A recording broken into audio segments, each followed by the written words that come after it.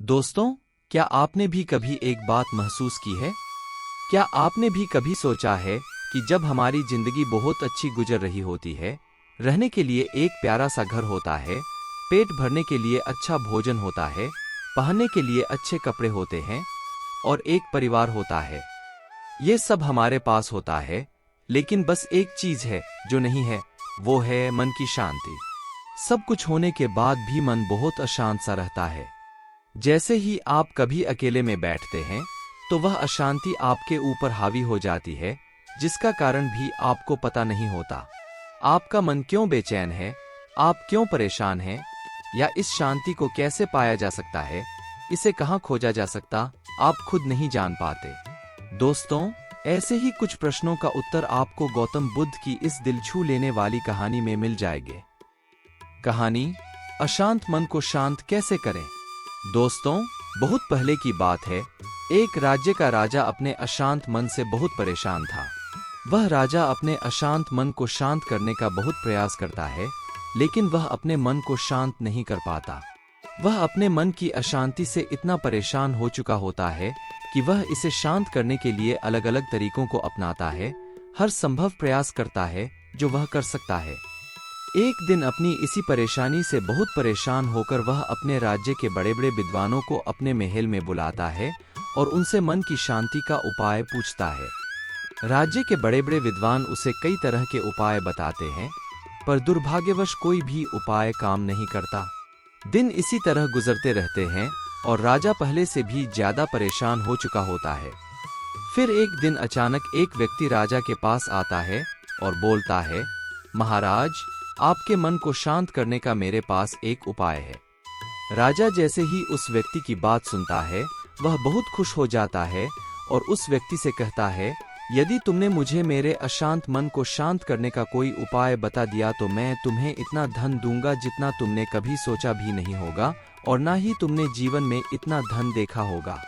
वह व्यक्ति राजा से कहता है कि महाराज, आपके मन की शांति का उपाय मैं तो नहीं बता सकता, पर मैं एक सन्यासी को जानता हूँ जो आपका मन शांत कर सकते हैं।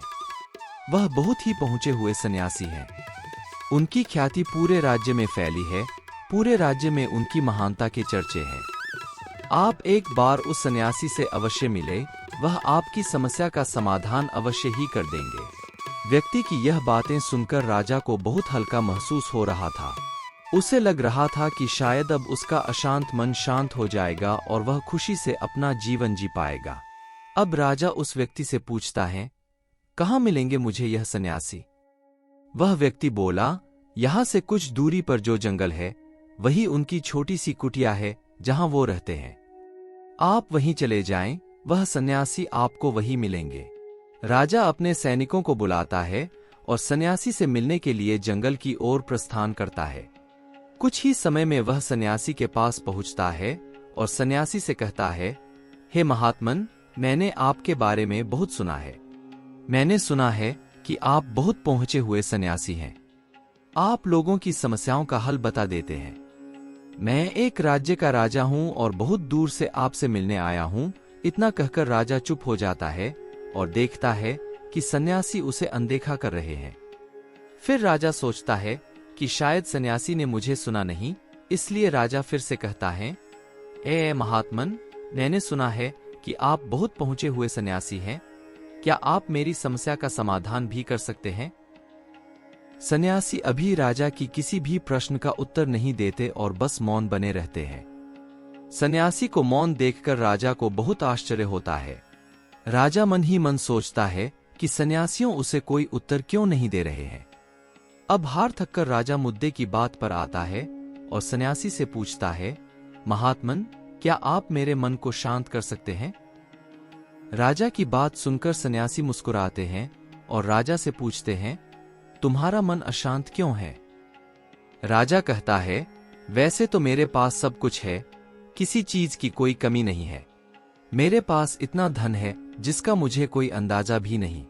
सभी तरह की सुख सुविधाएं मेरे पास हैं और राज्य के सभी लोग मेरा बहुत सम्मान करते हैं। उनके मन में मेरे लिए बहुत आदर है। मैंने अपने जीवन में बहुत सारे दान पुण्य भी किए हैं। बस मेरे जीवन में एक ही चीज की कमी है, कि मेरा मन शांत नहीं रहता है। कभी कभी यह शांत भी हो जाता है, लेकिन कुछ ही समय बाद अशांति फिर से मुझे घेर लेती है। क्या आप मेरे मन को शांत कर सकते हैं? मैं बड़ी आशा और उम्मीद लेकर आपके पास आया हूं। मैं अपने जीवन में सारे उपाय कर चुका हूं, बस आप ही मेरी अंतिम आशा हो। राजा की यह सारी बातें सुनकर सन्यासी कहते हैं, बिल्कुल, मैं तुम्हारे मन को शांत कर सकता हूं। राजा बहुत खुश हो जाता है और कहता है, हे महात्मन, उसके लिए मुझे क्या करना होगा? सन्यासी मुस्कुराते हुए कहते हैं, तुम कल सुबह मेरे पास आना, पर ध्यान रहे, बिल्कुल अकेले आना। राजा कहते हैं, ठीक है, मैं कल सवेरे आपके पास आ जाऊंगा। आगे सन्यासी कहते हैं कि एक बात और, ध्यान रहे, अपने अशांत मन को साथ लाना। इतना सुनकर राजा आश्चर्य में पड़ जाता है और सोचता है, यह कैसी बात है भला? राजा कहता है, महात्मन, आप यह क्या कह रहे हैं? मैं समझ नहीं पाया, कृपया करके एक और बार बताइए। सन्यासी राजा से कहते हैं, मैं तुमसे कह रहा हूं कि तुम कल सुबह जल्दी आना और अपने अशांत मन को साथ लेकर आना। कहीं ऐसा ना हो जाए कि तुम उसे अपने महल में ही छोड़ आओ। सन्यासी की बातें राजा को समझ नहीं आ रही थी। वह सोचने लगा कि यह सन्यासी कोई पागल तो नहीं है, पर क्योंकि सन्यासी राजा की आखिरी उम्मीद थे, उसके पास कोई दूसरा विकल्प नहीं था।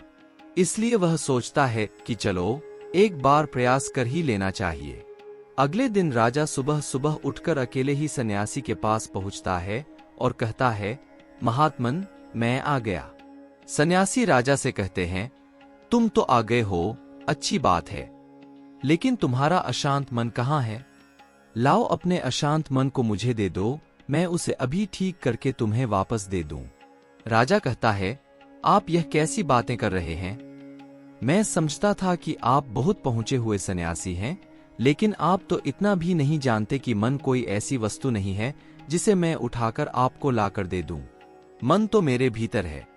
सन्यासी राजा से मुस्कुराते हुए कहते हैं, ठीक है, आओ बैठ जाओ और अपनी आंखें बंद करके अपने उस अशांत मन को अपने भीतर खोजो।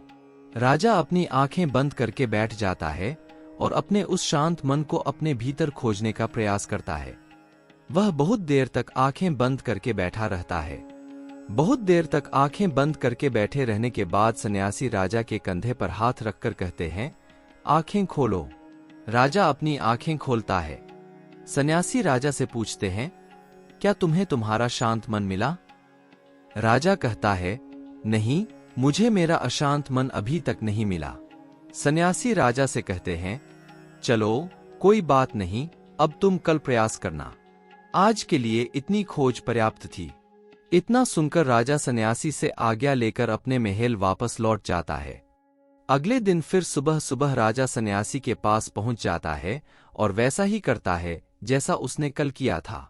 राजा अपनी आंखें बंद करके बैठ जाता है और अपने उस अशांत मन को अपने भीतर खोजने का प्रयास करने लगता है। बहुत देर तक राजा अपनी आंखों को बंद किए बैठा रहता है। थोड़ी देर बाद सन्यासी फिर से राजा के कंधे पर हाथ रखते हैं और कहते हैं, क्या तुम्हें तुम्हारा अशांत मन मिला?